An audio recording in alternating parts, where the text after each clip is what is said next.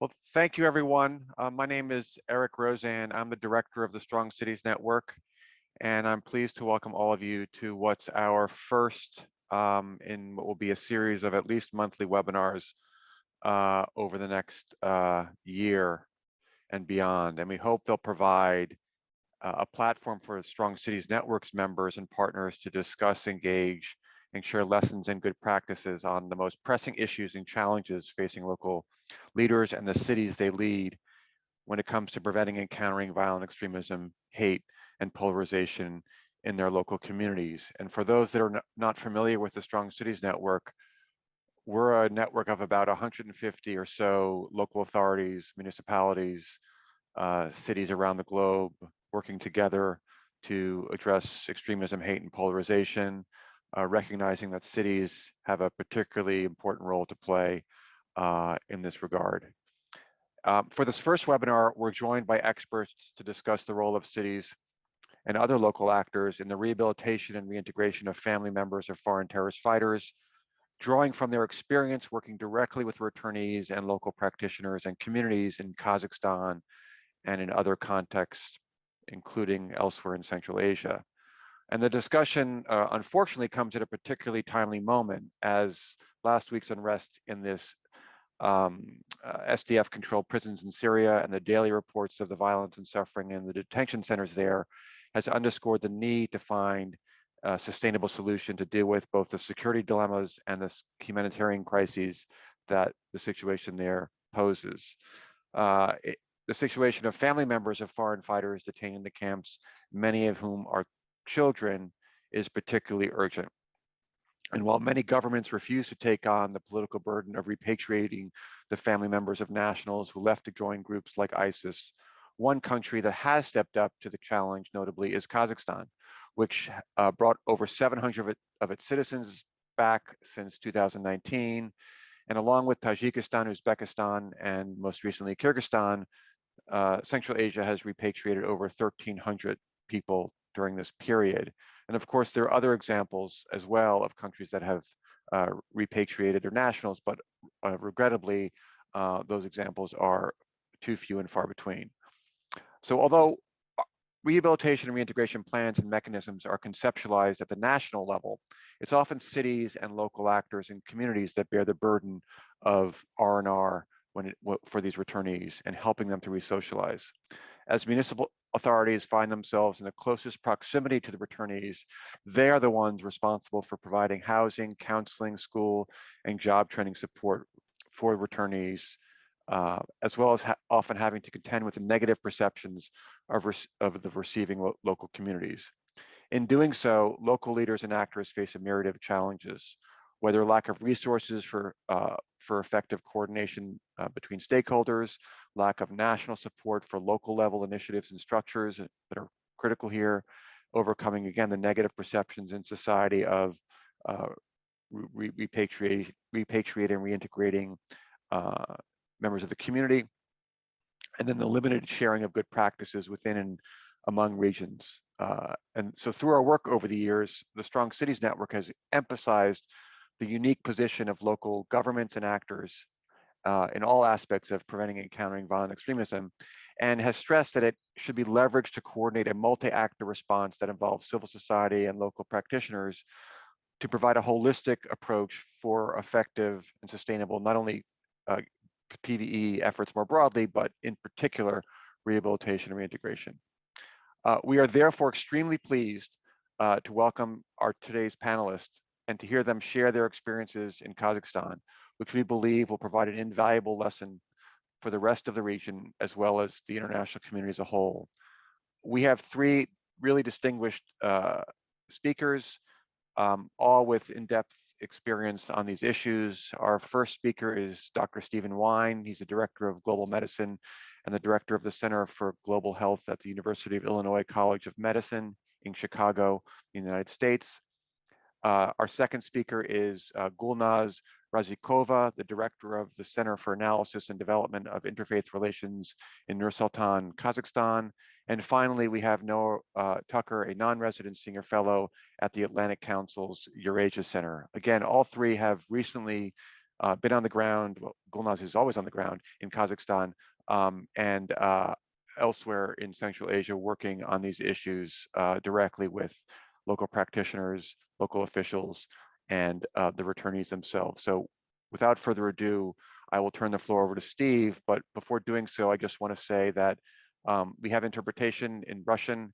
If you just click on the button below of your screen for interpretation, and that just a reminder that the webinar is being recorded and will be linked to the recording will be available online after the event. So over to you, Steve, for some remarks. We were asking the speakers to keep to about 7 or 8 minutes each, and then we'll have I hope will be a dynamic Q&A period that we encourage our participants to engage in.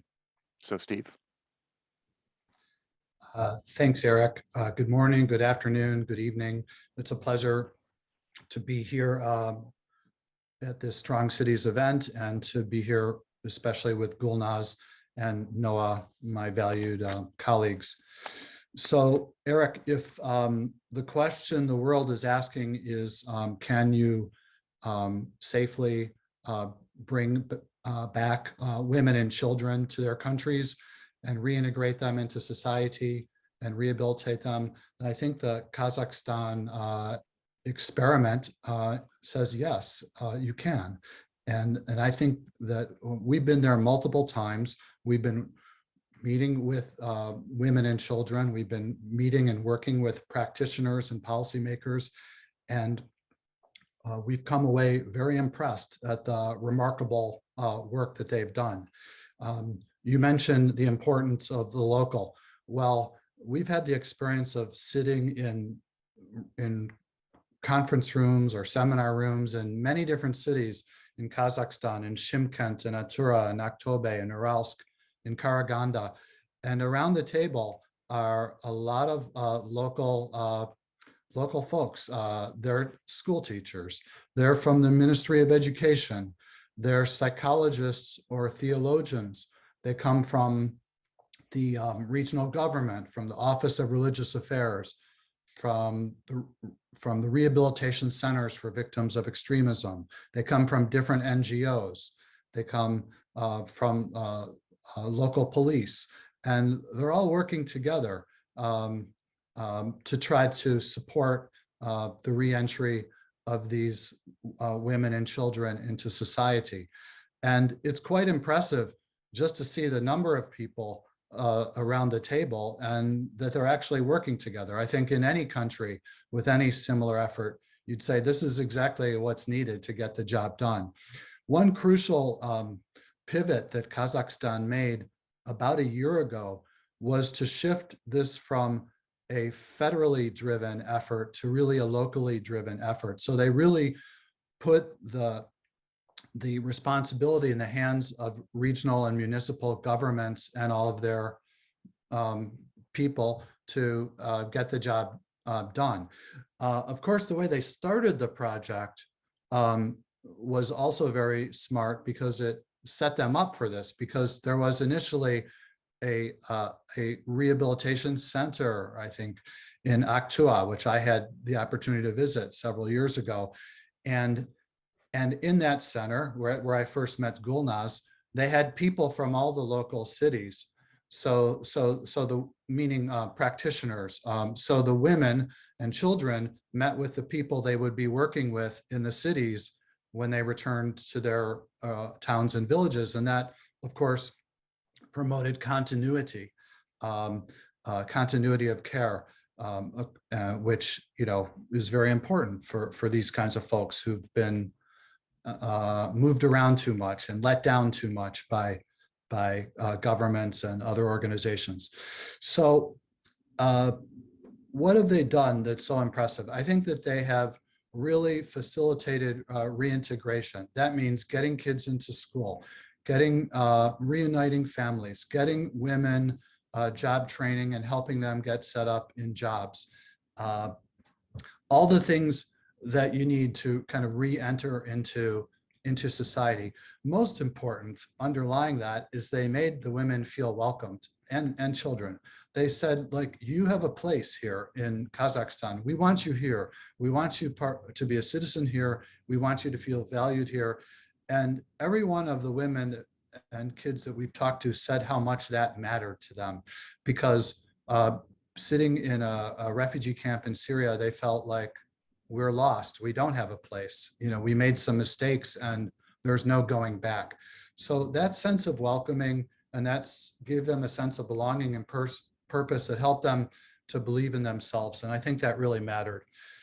When it comes to the issue of rehabilitation, the Kazakhstan program did things like have people show that they're a part of society, go to work, go to participate in civic organizations, dress in traditional dress, sing traditional songs, practice some of the local religious practices. You might say from a Western eye, it looks a little bit performative, asking people to do these things, which are things that most Kazakhstan citizens know how to do. But, you know, I think, honestly, we don't know all that much about what should happen in the rehabilitation space. And I think that there's a lot of questions about, in all of the work that we're all doing around the globe, how do you change people's beliefs and attitudes? And one thing that I could say about this is it's very consistent with their culture and with their system, which Gulnaz has described as very collective, for the people to demonstrate how they're a part of local culture and local accepted practices.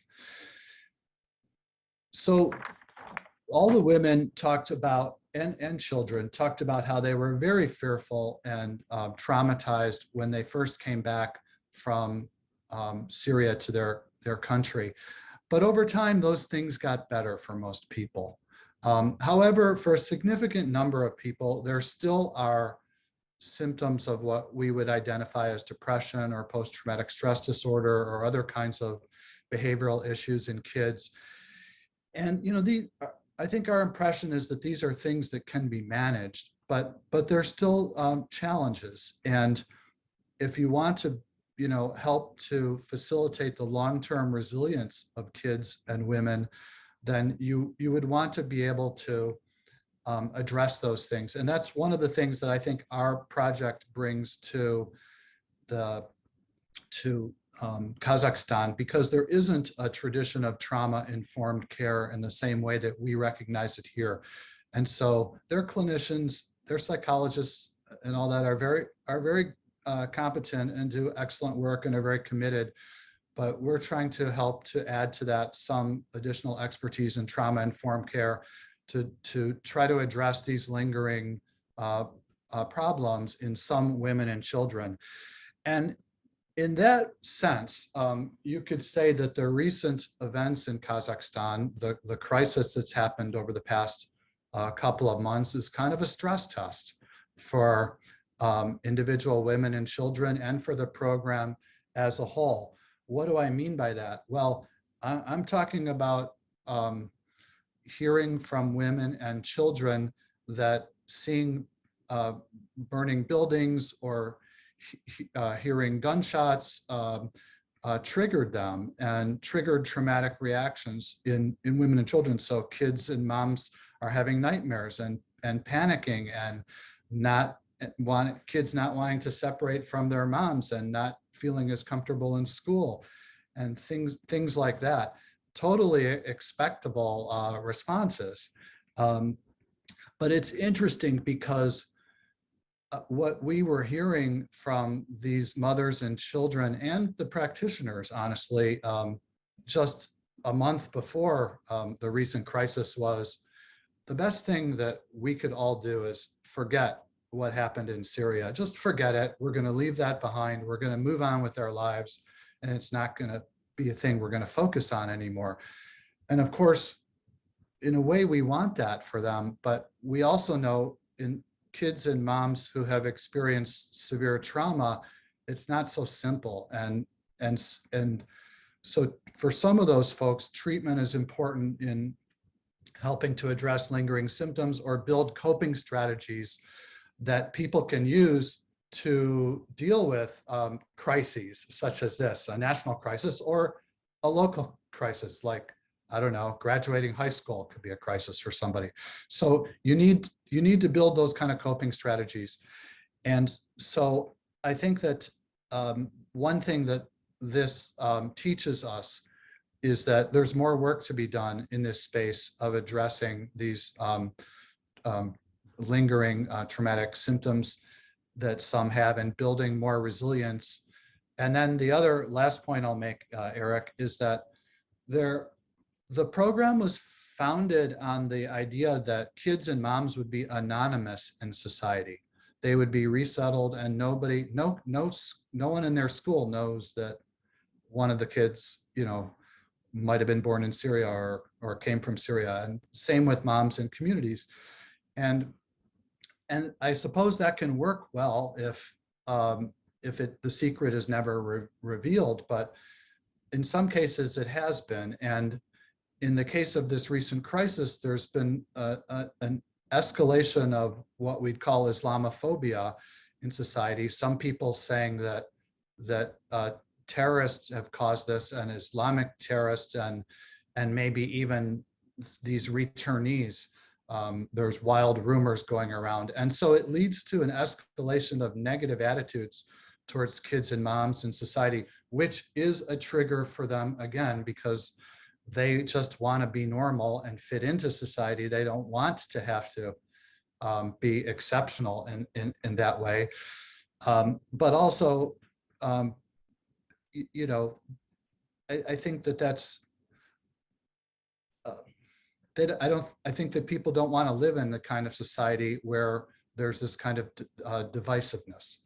And so I think that so at the trauma level and at the level of how do I be a part of society, there are still some issues to be dealt with that this crisis shows. I do think that they're completely manageable. I do think that the team in place is capable of working with them. And I think that international partners such as ours and other international organizations are there to work with them to provide whatever other kinds of additional technical expertise we can. I'll leave it at that, Eric. Thank you. Thank you, Steve, for those remarks. And let's go right to the next speaker, Gulnaz, who will share her perspectives as someone who's from Kazakhstan, working in Kazakhstan, and has been on the ground there for obviously many, many years. And over to you, Gulnaz. Большое спасибо за приглашение. Сети сильных городов. Я думаю, что наши города вы делаете по-настоящему сильными, и это очень значимо для всех нас. Но вы знаете, что проблема социально-психологической адаптации репатриантов, она является актуальной до сих пор. Актуальность работы с данными женщинами, она не ушла никуда, не делась. Но, тем не менее, прошло уже 3 года с момента их репатриации, и какие-то краткосрочные задачи, мы можем сказать, что они уже были решены, но до сих пор остаются открытыми долгосрочные задачи. Вызовы и риски вторичной радикализации, травматизации данных женщин, они до сих пор сохраняются. Но в частности, вот то, что говорил профессор Стивен Weine, это последние трагические события в Казахстане, да, которые произошли в январе. Это были непростые дни не только для репатриантов, но и для всех граждан нашей страны. И в условиях, когда происходили погромы и мародерство по стране, нашему правительству приходилось наводить порядок. И это было, правда, очень тяжело. И тем не менее, на сегодняшний день ситуация стабилизировалась, инфраструктура, все восстановлено. И несмотря, я знаю, что в социальных сетях были мнения так называемых диванных критиков, которые говорили о том, что на погромы и на эти митинги были мобилизованы в том числе и женщины, которые были эвакуированы из зон террористической активности, что они участвовали в подстрекательствах. Хочу сказать, что я сама лично У нас есть WhatsApp-группа поддержки данных женщин, и ни одна из репатрианток в данных митингах не участвовала. Более того, что все эти дни мы друг друга поддерживали.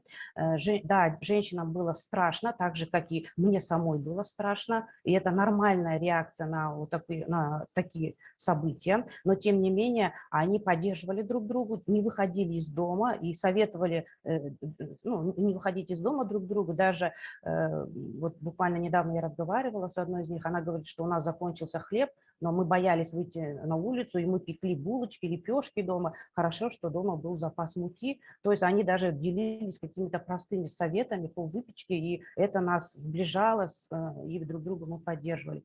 Более того, после митингов женщины говорили о том, что благодаря эту страну, наоборот, они переживали за будущее Казахстана и молились, да, просили, чтобы все побыстрее закончилось и жизнь вошла в свое русло.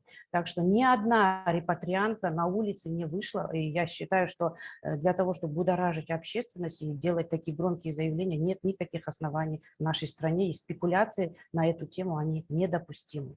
Во-вторых, мы все знаем, что сами репатриантки, женщины, учитывая, да, их прошлое, это особая категория населения, которая нуждается в особом подходе. И на первый план выходит вопрос о необходимости адаптации к новому устройству, к новой жизни и в первую очередь перестройка психики на новый мирный лад. Именно эта задача стояла перед всеми нами и перед самими репатриантками в 2019 году.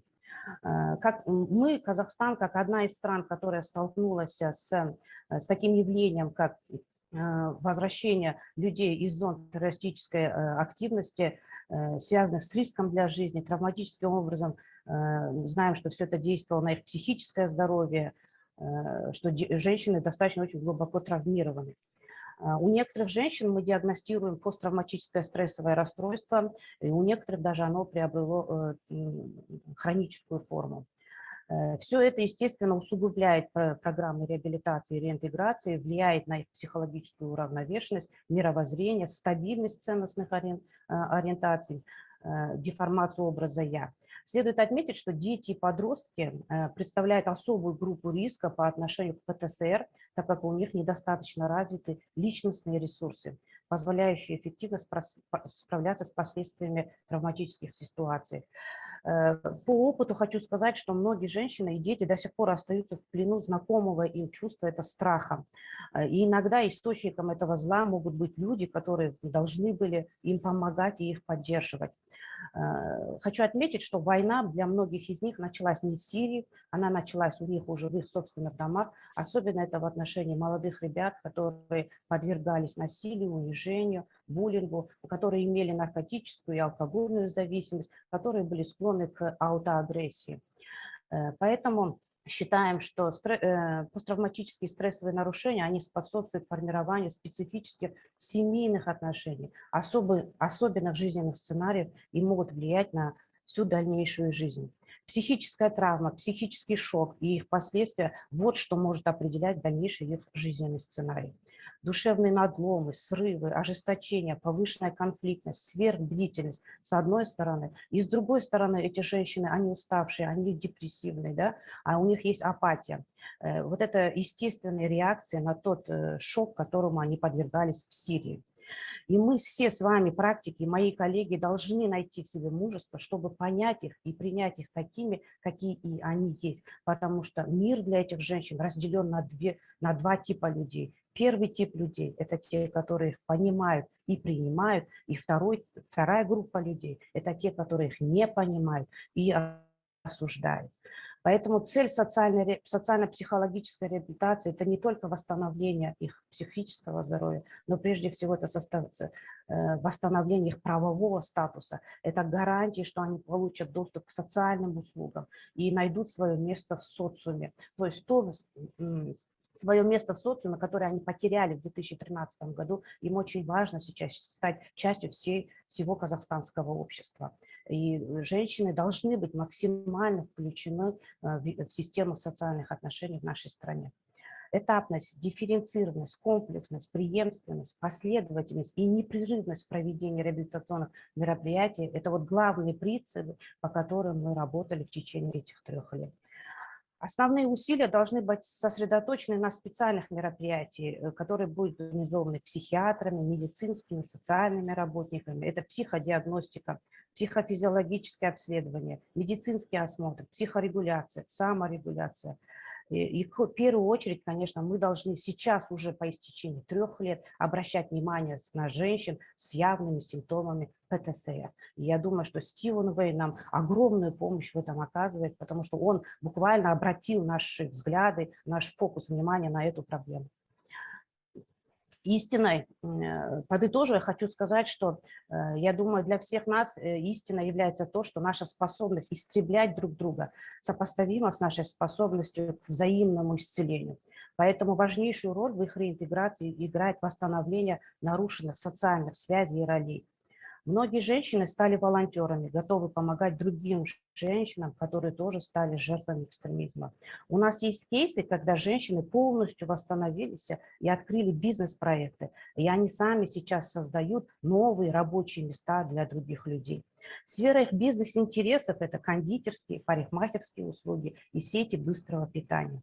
Я думаю, что истории наших женщин, с которыми познакомились вот мои коллеги, это яркий пример того, что жизнь после войны возможна. Спасибо за внимание.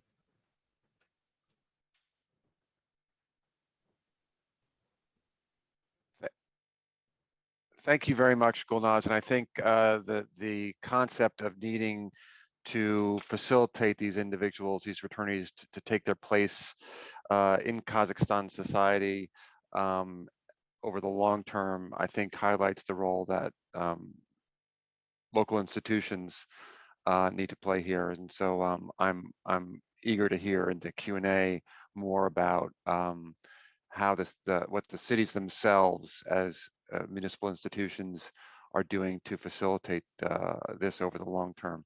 But Noah, over to you now for the last set of remarks, and I'm eager to hear both your reflections on the situation in Kazakhstan, but also the wider Central Asia region, which I know you're very familiar with. So over to you, Noah.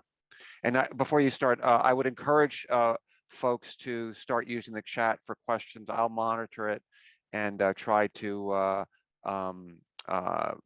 gather a few to ask the speakers after Noah's done. So thank you. Hi, thank you for having me. And it's just a genuine pleasure to get to do anything together with my colleagues, Stevan and Gulnaz. We spent a lot of time in close quarters in cars together, driving through the desert in Kazakhstan, and it was a great experience that I'll look forward to doing again. I think, you know, I want, first of all, to just agree wholeheartedly with everything that they've said so far, and following two presentations like that from two such great specialists. It's hard to find something for me to add in particular to this, but one thing that I can add maybe or contribute to this discussion is a bit more of a regional perspective, and talk about how the Kazakhstan program may differ a little bit from the programs that are unfolding in neighboring countries. Central Asia is really unique in this because it's not just Kazakhstan that has that's returned really, I think, more, as far as I'm aware, more people from more of its citizens from the Syrian and Iraq conflict than any other country in the world. But neighboring countries are not so far behind. Uzbekistan has returned around 600 people. Tajikistan claims to have around 500 self-returnees, in addition to about 100 children. Kyrgyzstan has begun the process of returning children, at least from the Iraqi prison and orphanage system, and has returned around 79, with promises to do more. So Central Asia is a unique region this way, and I'm very fortunate to get to work on projects that research or help support the returnee programs in all of those countries. And so I can say a little bit about some of the commonalities and some of the differences between them. And I would point out, for anybody who's interested in this, I want to point right away to a piece published by our friends at the U.S. Institute of Peace over the summer. It's written by William Farrell as the primary author, but with contributors from each of the countries that has a returnee program. And has a good side-by-side comparison. So I won't speak too much to that, but I'll refer you to this. But one of the things that comes out in particular to that is different about Kazakhstan, it's highlighted in that report and was highlighted immediately in our experience, particularly as we talk to national level officials, is that Kazakhstan places in its description of its programs a lot more emphasis on ideology and particularly on religious beliefs of the returnees than we encounter in some of the other countries. It is one of the things that sets it apart. And I think that may be in part because of the mix of legal approaches and because Kazakhstan really made a commitment to return all of its citizens. It also returned people who are much more complex cases than other countries may have. And so some of the people, some of the returnees are imprisoned, while the vast majority of them are not. But rehabilitation applies to those as well, and rehabilitation is also there for people who have already finished relatively shorter sentences and are coming out. So they've agreed to deal not just with easy cases, but with the difficult ones too. I think the attention on this also comes in part because of the institutional way that support for rehabilitation is structured. It's on the local level, as Steve mentioned, but it also is sort of housed on the local regional level within these committees on religious affairs and organizations that work in particular with people who have had legal issues or other issues, who have suffered trauma from membership in a religious organization or something like that. So it ends up having a lot of emphasis on a kind of theological approach, which is a bit different, in particular for us coming from a Western perspective.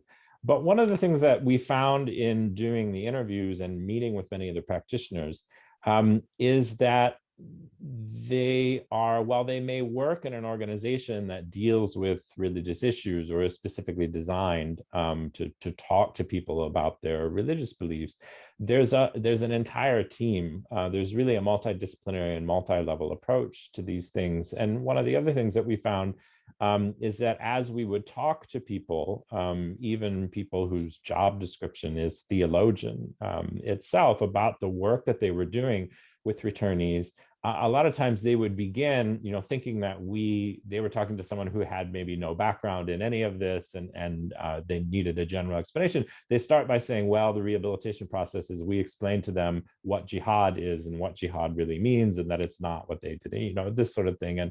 But then when we would push beyond that to say, okay, but what else do you talk to them about? I was really impressed in many of these interactions with the focus on building relationships of trust and building solid personal relationships and helping returnees, including adolescents who may have even received military training while they were in Syria, helping them build positive social networks outside of those things. So in one specific interaction, I had a sort of a little bit prickly at first conversation with one of the theologians in Turkestan that we met with in November, because I was pushing him a little bit and he was pushing back. But then we got to something that I thought was extremely impressive. He talked about it helping one of his teen clients, in particular, a boy who had gone through full military training in Syria and was considered a higher potential security risk, and who displayed a lot of leadership qualities in his interactions with other kids his age. And he talked about forming a trusting relationship with this boy first, and looking for ways to accentuate some of the positive talents in that, helping him engage in sporting programs and things like that, where he could express those leadership qualities. He could build on some of those things in a positive way and in positive networks. And that all comes within the context of a religious role model who is demonstrating these things to him in a positive way. And so I think that while at first blush, the focus on religion in particular may look a little bit simplistic, and at the national level, I think sometimes even particularly some government officials who are not themselves religious, will talk about a success story being, a girl who took off her hijab and began to wear miniskirts, this sort of thing. We found at the local level, practitioners don't talk about things like that. Gulnaz and I have discussed this a lot of times at length, and I know her feeling has always been that religious networks can provide a really strong positive influence for people and help them construct meaning, particularly to traumatic events that they've been through. So I think the focus on bringing in religious organizations and people from a religious perspective can be really a strong positive for the Kazakhstan program.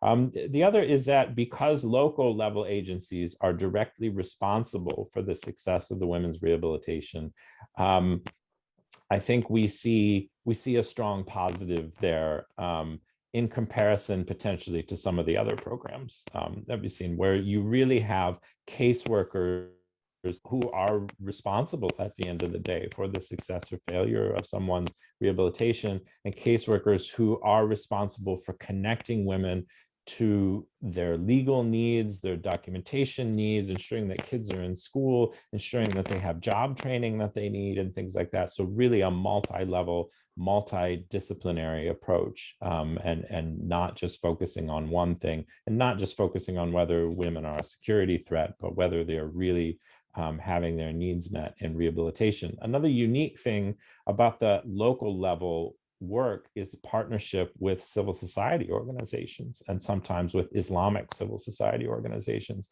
that we saw and heard from many of the women having a really positive impact. I think it helps a lot for women to be able to talk to a religious counselor who shares the same faith and shares that same perspective, and particularly in areas of the country where maybe it's a pretty small minority of women who wear hijab, but their counselor does and can understand them that way. And that's certainly not something that we necessarily find in the other countries.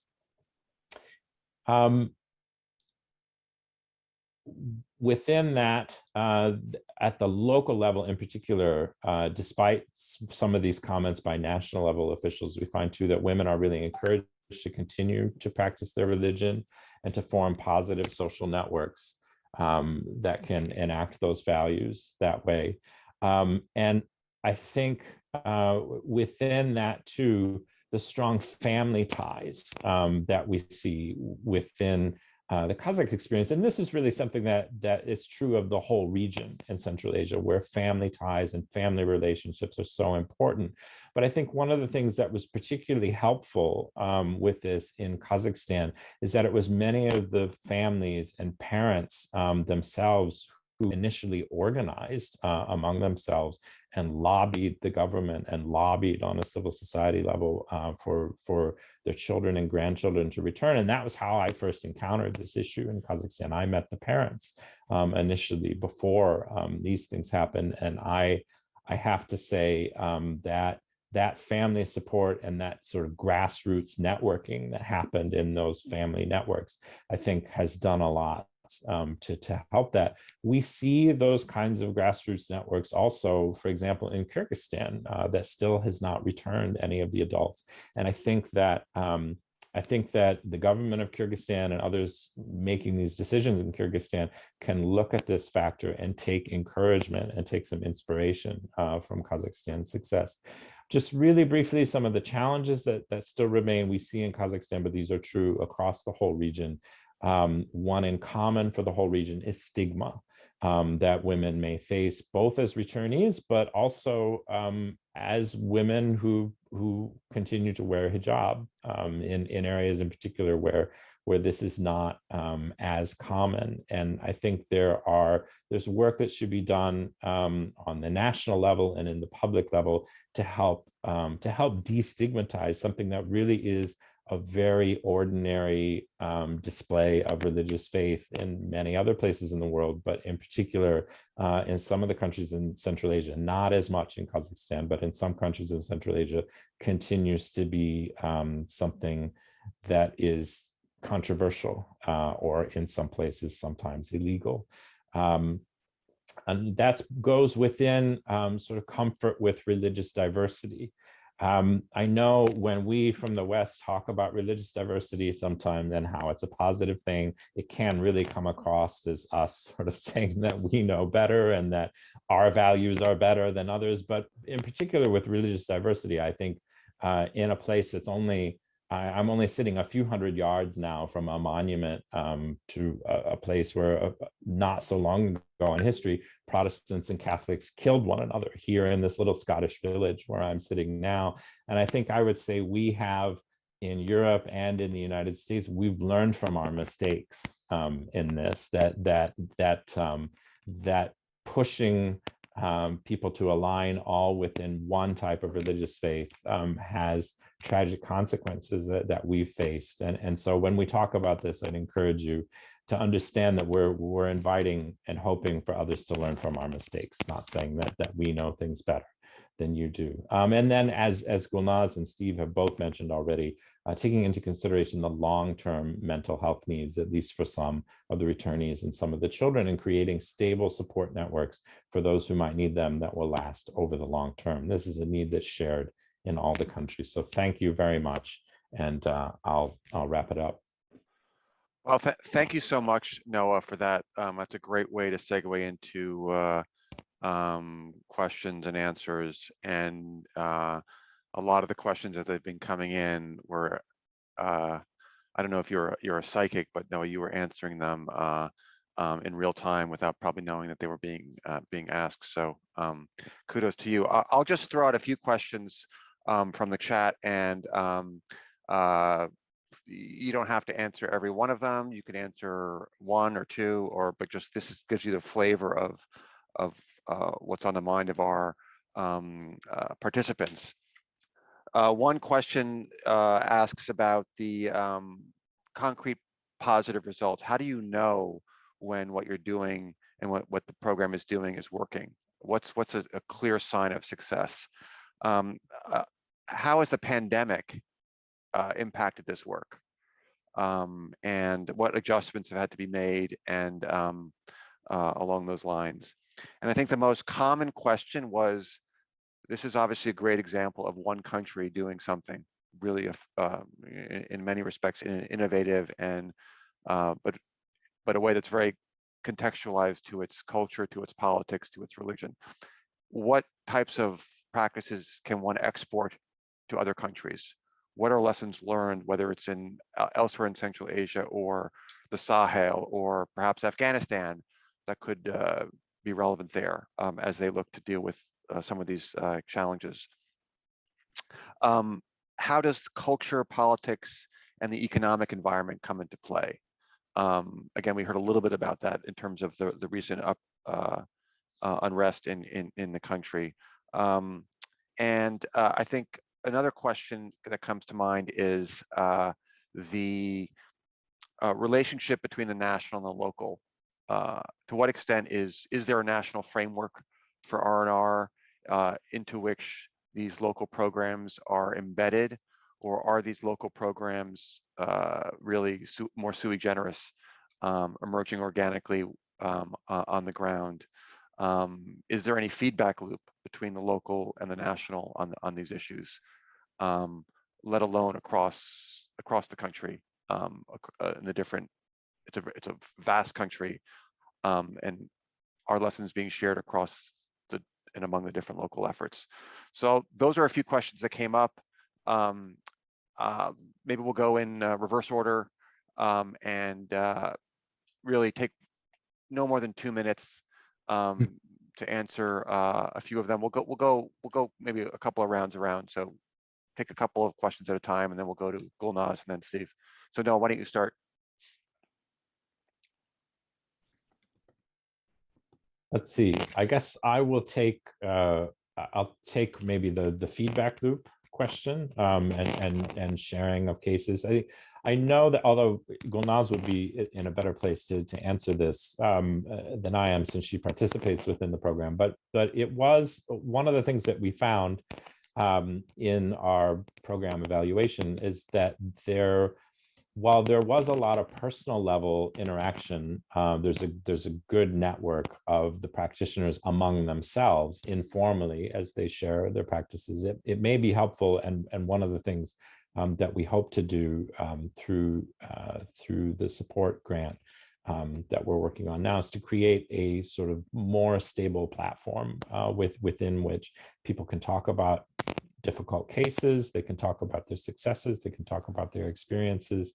I think it's just recently, as Steve mentioned, moved to sort of devolved into the local level. And so it's natural that it hasn't had time for this part to catch up yet. But I think it is an area that would be helpful. And another thing that would be helpful would be to continue, as USIP has begun to do, to create a platform in which the whole region can share these things. And Strong Cities Network and events like this, may be really an ideally situated platform for that. I think it's something that could help if it continues to be built.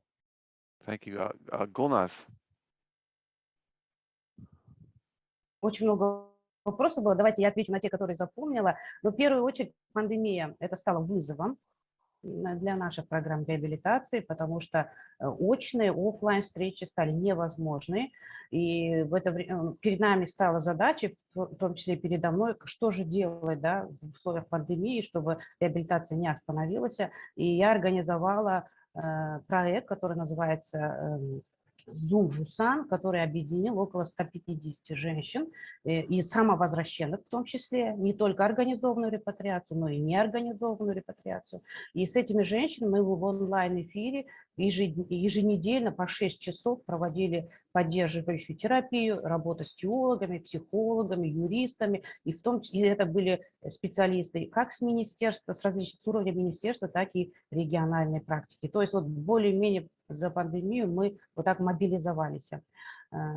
Успешных кейсов очень много, о них я могу говорить бесконечно, но есть кейсы, которыми я горжусь. В частности, у нас из этих после этого проекта мы отобрали 10 репатриантов, которые способны оказывать поддерживающую терапию другим женщинам. И эти женщины сейчас готовы даже оказывать помощь другим женщинам из Центральной Азии. Они могут заниматься не только поддерживать их, но и заниматься вопросами дерадикализации. То есть уровень теологических знаний у них сейчас достаточно высок.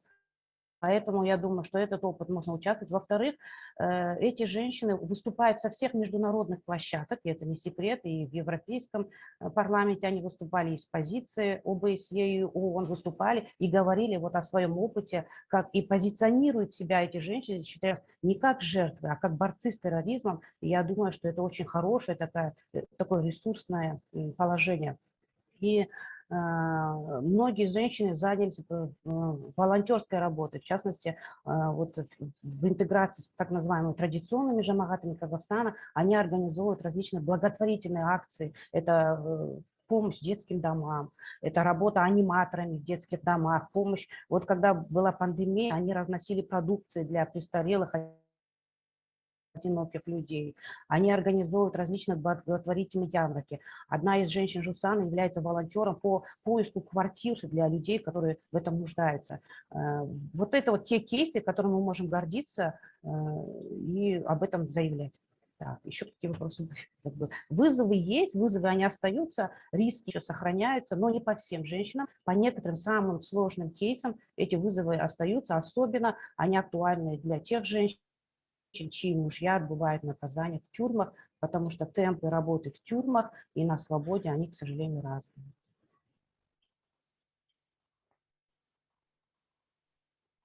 Так, все вроде.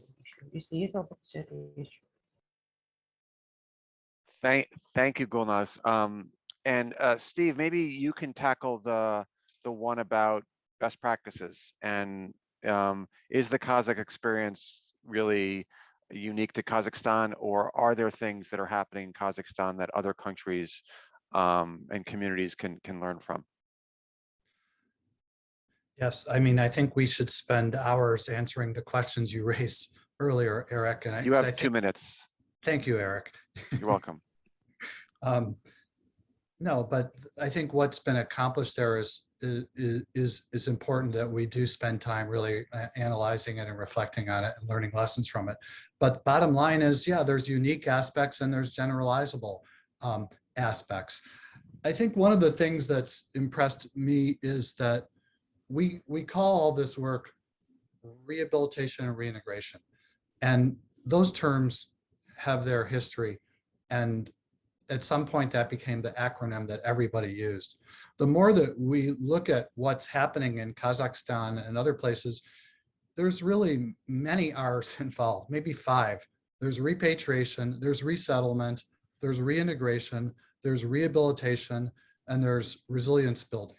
And each of those have practices associated with them. And I think we need to spend more time teasing those apart and understanding them.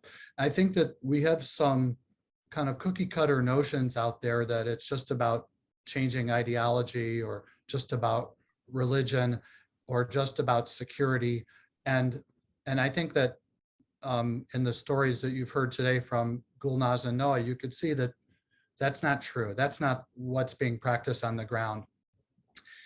I think that the overall effort is what I would call person-centered. It's really a holistic, it's a whole of society effort, but it's also addressing the whole person. It's addressing their sense of self-esteem, their sense of belonging, their parenting, their social networks, their work and job abilities, their financial stability, their family relations. And we've reviewed the science in other kinds of situations of kids and moms exposed to adversity. And those are always the things that light up, in terms of like the outcome indicators that matter. And the outcomes that our practices should focus on. So lastly, the field has not done a good job of identifying what should be outcome indicators. There are no measures of that would be easy to administer. Actually, Gulnaz and her team and Noah and others were working on building one that could be used in other countries. We think that's necessary. If you don't identify outcomes and have the ability to measure them, then how can you ever achieve evidence-based practices or build logic models or really compare practices across countries, which I think is necessary. And then the last thing I just want to highlight is that the emphasis of peers. It's so important what Gulnaz is saying and what Gulnaz and these women achieved. So there's stuff that the federal government has done. There's stuff that local governments have done. And there's stuff that schools are doing. But then there's what women are doing for themselves. And it's absolutely outstanding to witness that. And there's such a power there. And so I think the challenge is to kind of continue to nurture and support and harness that power. I picture going forward a big role of peer leadership in the future of this effort in Kazakhstan, and I picture it also inspiring similar initiatives across the region and across other countries. Thank you. Thank you, Steve, for that. I just we have a few minutes left, so I'll throw out a couple of questions. One that I don't think was answered precisely or even at all was the national local dimension here and the extent to which the national government is sort of has outlined a particular plan, a particular framework, or whether it's, again, the local, as this has been pushed down to the local level, it's sort of every locality for itself.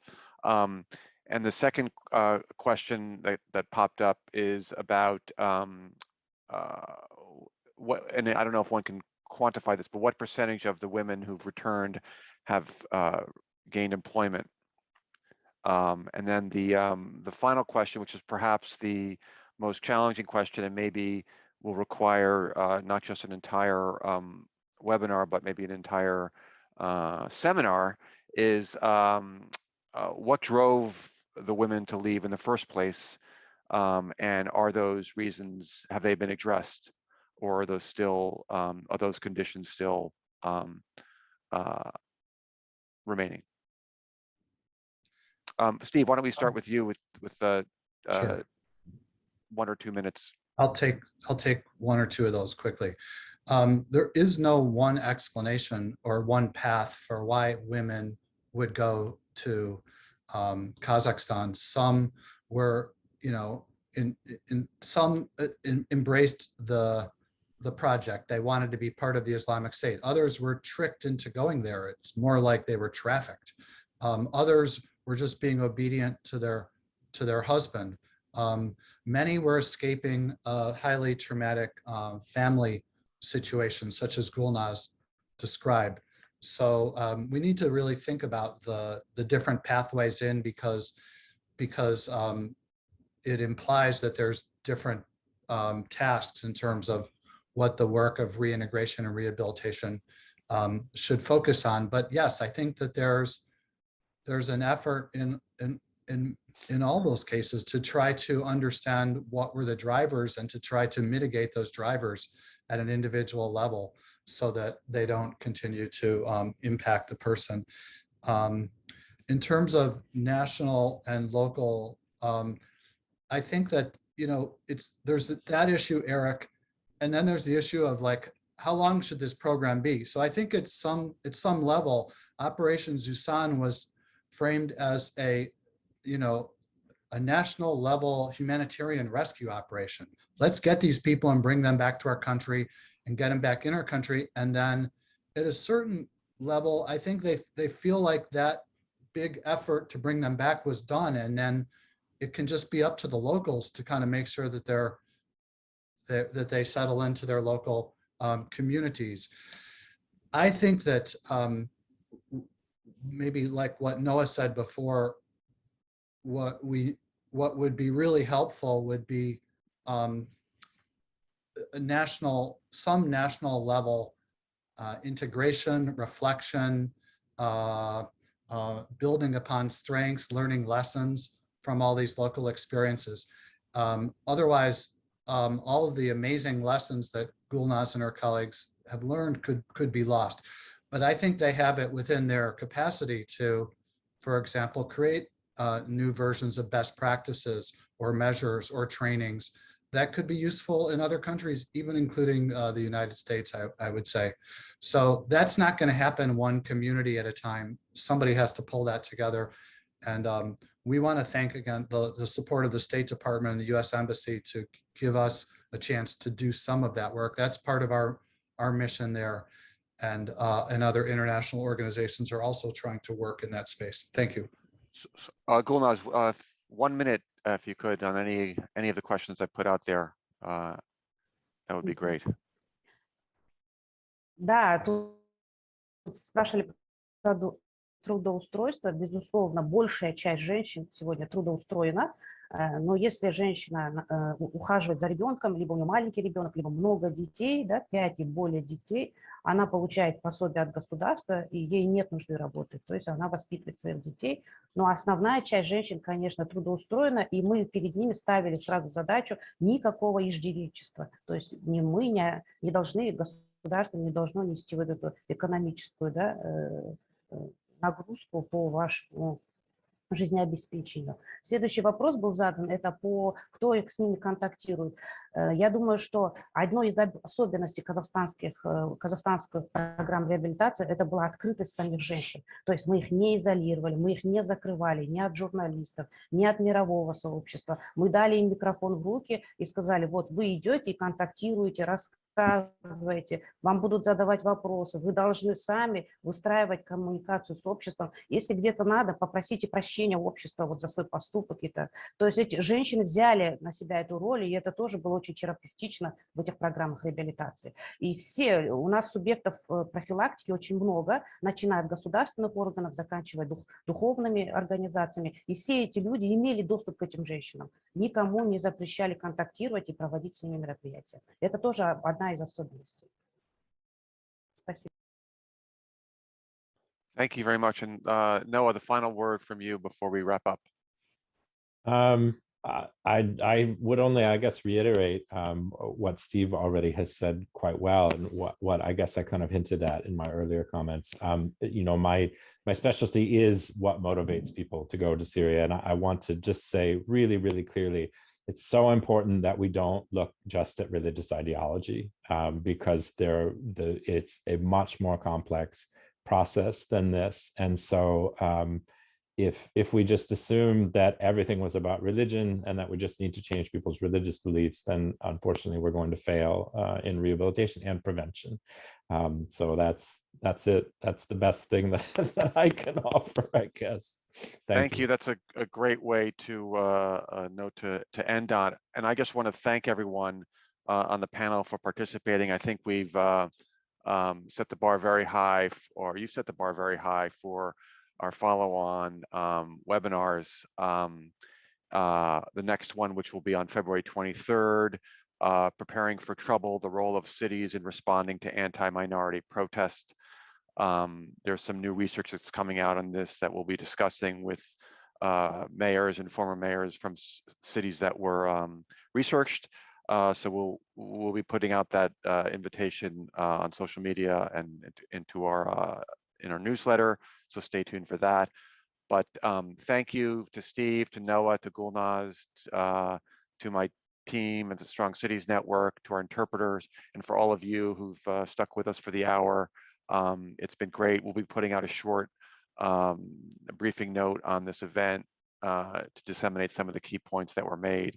And if you have questions going forward, please feel free to reach out to us or directly to the speakers. And thank you very much again, and have a great rest of your day wherever you are. Thank you.